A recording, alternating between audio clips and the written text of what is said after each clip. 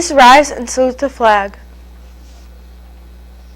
I pledge allegiance to the flag of the United States of America and to the republic for which it stands, one nation, under God, indivisible, with liberty and justice for all.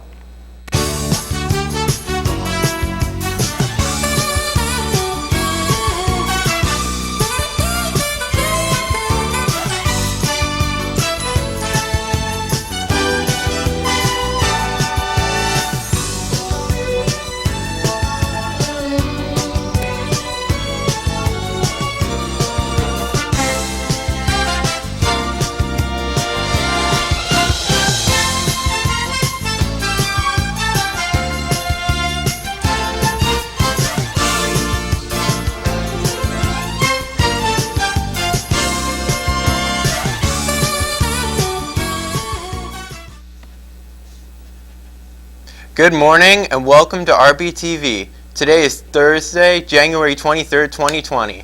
I'm your lovely host, Colin. Our top story this morning is good news for New Jersey and how it plans to honor the dogs that provide assistance to the blind.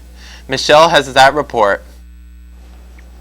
The bill designating the Seeing Eye dog as the state dog has now been signed into law.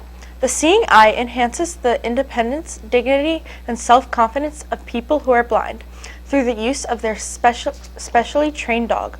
According to the organization, they have trained and paired more than 17,000 guide dogs with owners who are blind. Since 1929, Seeing Eye dogs have been trained to enhance the ability of people who are blind, helping them to live more independently, said Senator Anthony M. Bucco. The signing of this legislation will help our great state pay tribute to these intelligent canines and better inform the public about the wonderful work these dogs do on a daily basis for people who are blind and impaired. For nearly a century, the Seeing Eye has been a pioneer and leader in the service dog industry, not only providing expertly trained Seeing Eye dogs to people who are blind and visually impaired, but in advocating for the rights of people with disabilities across the United States and Canada, said Seeing Eye President and CEO Glenn Hoagland. Now it's time for the announcements. After school today at 4 o'clock, the girls' basketball team has a home game against Roselle. Make sure you get to the gym to support the team. Good luck to the varsity wrestling team as they travel to West Virginia to participate in the WSAZ tournament. Anime Club is meeting today after school at 1:05. To the class of 2021, the junior class will be hosting a fundraiser at Sunrise Diner on Friday, January 24th from 5 to 7 p.m. Please bring a flyer to present with your purchase. Flyers can be found in the main office. We appreciate your help. Support the class of 2021. Send your special RPHS student a sweet motivational treat for midterms. Pre-order boxed treats attached with a sweet message for your favorite test taker. Candy will be picked up after school in the front lobby after their exam. $3 each, and the candy choices include Starburst, Sugar Babies, Sour Patch Kids, M&Ms, and Nerds. Examgrams can be purchased during lunches next week, or pre-order forms are in the office. GSA. There will be a GSA meeting on Tuesday, January 28th from 6:30 to 7:30 p.m. in the library. All welcome.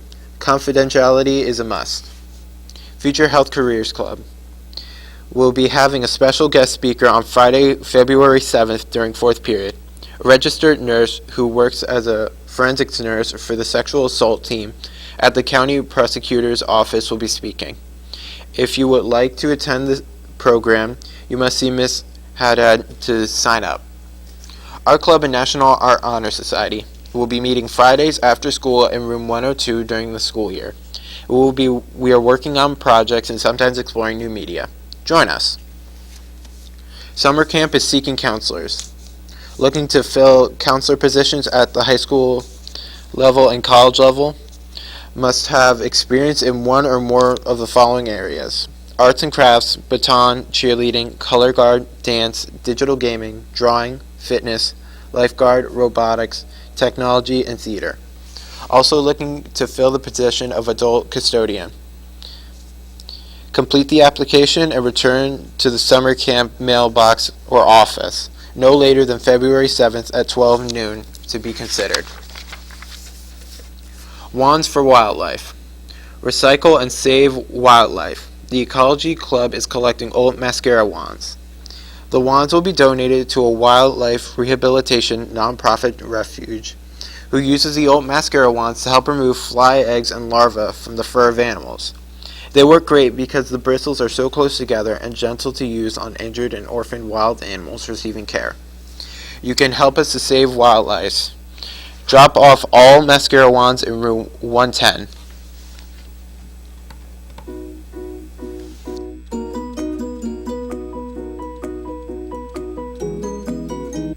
When midterm's coming up, it's important to use your time wisely. Here are some tips for midterm review.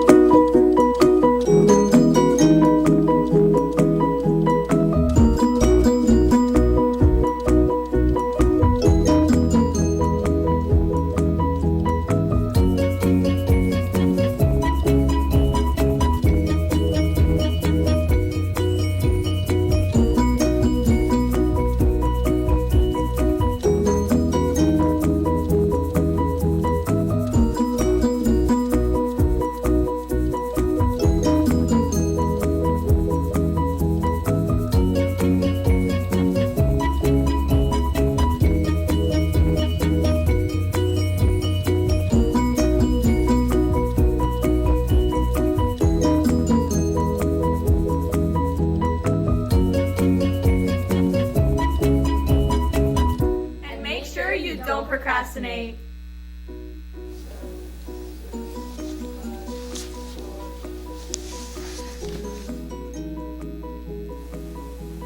The next story may come as a shock to many of you, but it is one thing that must be told. Let's go to Caitlin for the details. Yesterday, the Planters Peanuts announced that Mr. Peanut, the top hat-wearing gentleman nut who sports a cane and monocle, will meet his end in a Super Bowl commercial. The ad is called Road Trip and will air just before the Super Bowl during the pregame portion. In the clip, set to Cutting Crew's I Just Died in Your Arms, Wesley Snipes and Matt Walsh are on a road trip with Mr. Peanut in the Nutmobile when they swerve to avoid an armadillo and ends up being thrown from the vehicle. The three of them grab onto a branch to keep from falling into a canyon with the van. As Mr. Peanut sees the branch cracking, he lets go and falls on the nut vehicle that explodes into flames. The brand mascot says his goodbye with the tip of his top hat, leaving his cane on the limb. But that won't be the end of the story. A funeral is planned in a sequel to the commercial for Mr. Peanut, which is set to air during the third quarter of the Super Bowl. Planters is asking the Mr. Peanut faithful to pay their respects using the hashtag RIPeanut. When used on Twitter, the sentiment appears with a black crying monocle. The brand has also renamed the Mr. Peanut account to the estate of Mr. Peanut. It's with heavy hearts that we confirm that Mr. Peanut has passed away at 104 years old, said Samantha Hess, Planters brand manager at Kraft Heinz, in a statement. He will be remembered as the legume who always brought people together for nutty adventures and a good time. In case you missed it, there was a lot of excitement in Miss Ruby's class yesterday during second period. Let's go to the video presentation.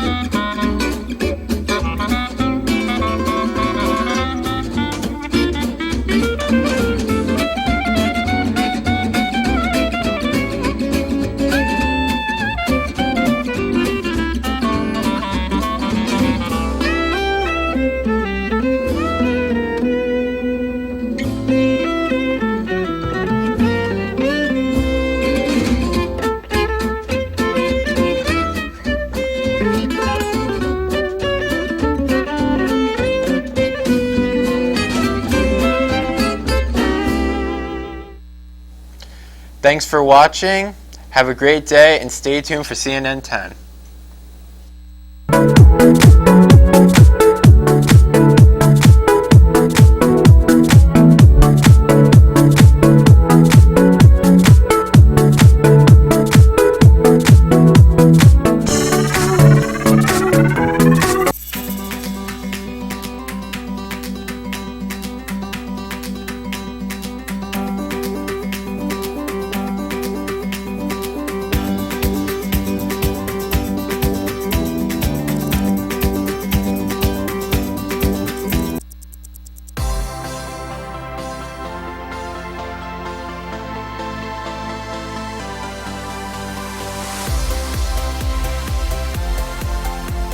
Hi everyone, I'm Carl Azus for CNN 10.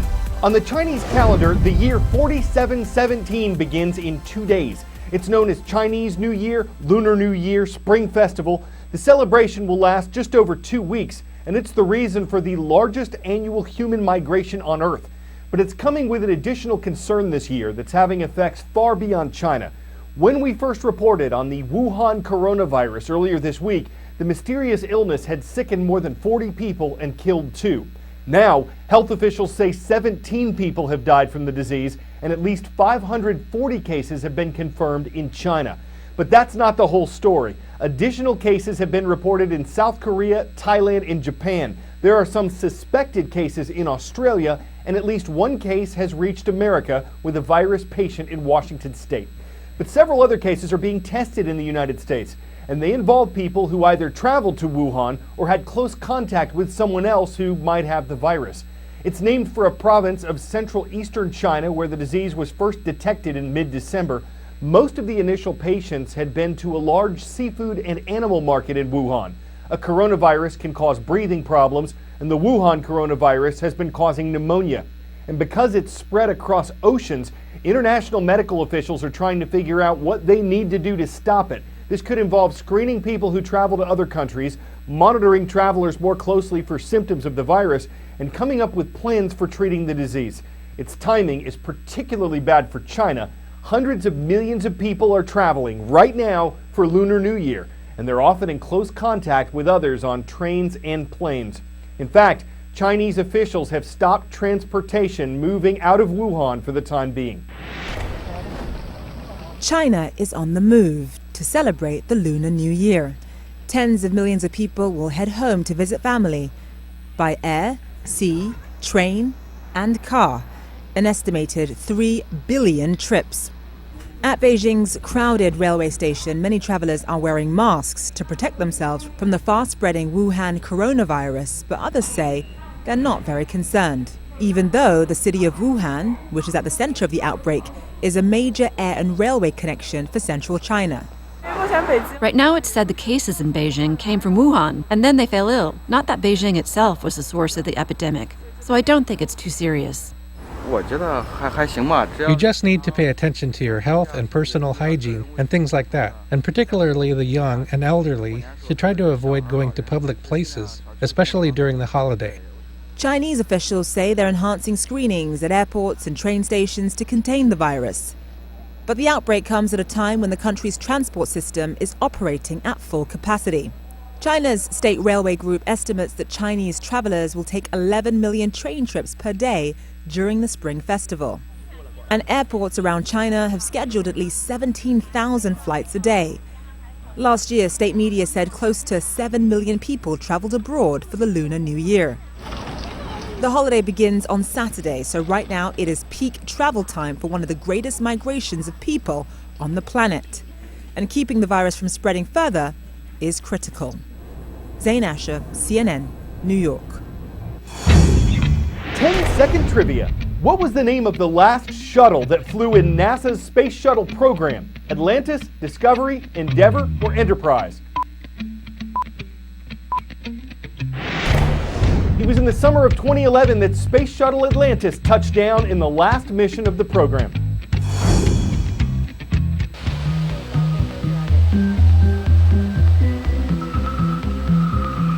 Dragon launch escape initiated.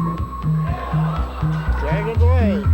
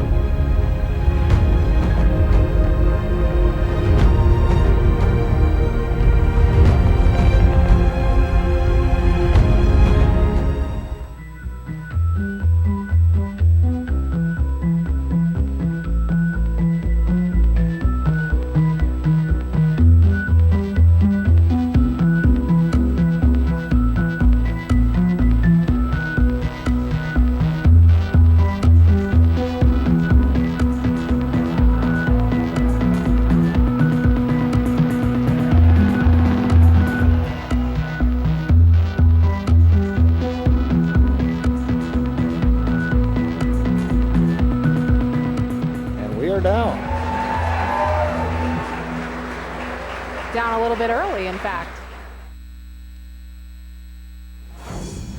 Coming back down to earth with two animal stories. The first concerns a flightless parrot.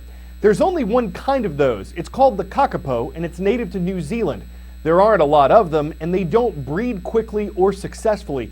Scientists estimate that a chick hatches from only a third of all the kakapo eggs laid, but they're making a slow comeback.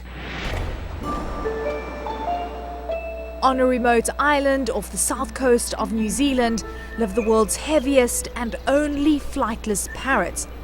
The kakapo's wings are too short for the bird to get airborne, so instead they rely on their beak and claws to climb up trees. They live to around 60 years, but despite once being one of New Zealand's most abundant birds, today they're one of the country's most rare and threatened species. The kakapo used to be one of the most common birds in New Zealand, but when people arrived, things started to go wrong. People hunted them for food, people cleared the forest which they live in, and people brought mammals with them which predated the kakapo. So things like cats, dogs and stoats. Kakapo almost became extinct. Andrew Digby is part of the kakapo recovery program established in 1995 to bring this charismatic bird back from the brink of extinction. Kakapo only breeds about every 3 years or so, and that's when a particular type of tree produces lots and lots of fruit, and they breed in response to that. Today, Andrew's team are on the island to check on the kakapo they have electronically tagged. Finding these supremely camouflaged birds is not an easy task. Well, every kakapo has a transmitter on it, for example, so we can track where it is and what its activity is. We optimise the feeding, so each kakapo gets its own individual diet, the right amount of food for that particular bird. We have scales at the feeding station so we can weigh the kakapo, know how much it is, and we have a lockable lid so we can make sure that only that kakapo and not the other kakapo get into that particular feeding station. Since the recovery program began in the 90s, the population has quadrupled. Today, over 200 birds roam the islands. Our ultimate goal is to return kakapo to the mainland of New Zealand. So people in New Zealand near the cities can hear kakapo booming like people used to hundreds of years ago. In southern Florida this week, some residents heard iguanas falling out of trees. Thump! Don't worry, he's okay. Sort of. A recent cold front that swept south dragged temperatures down to the low 40s and high 30s in and around Miami. That is very unusual and very cold for this part of the country.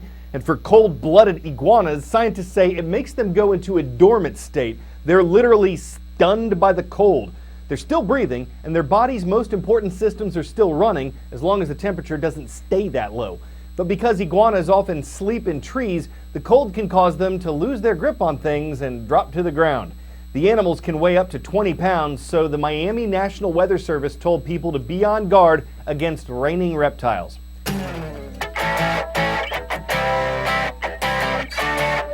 Iguanas are not an ingredient on Australia's longest ever continuous pizza. But if you're wondering why that title was so long, it's because this pie stretches more than 337 feet. That's about the length of a football field. But it's not for football players. The Italian restaurant that baked this behemoth did it to raise money for the firefighters battling Australia's ongoing wildfires. It took about 5 hours to cook and made 4,000 slices. Spinaturally, I'm gonna bake some cheesy puns about that. I'm kind of a ham. They're the pineapple of my eye. And do you know there's a reckon no way I wouldn't leave mushroom to pepperoni my program just to pesto you before we leave. I just can't leave y'all in pizza.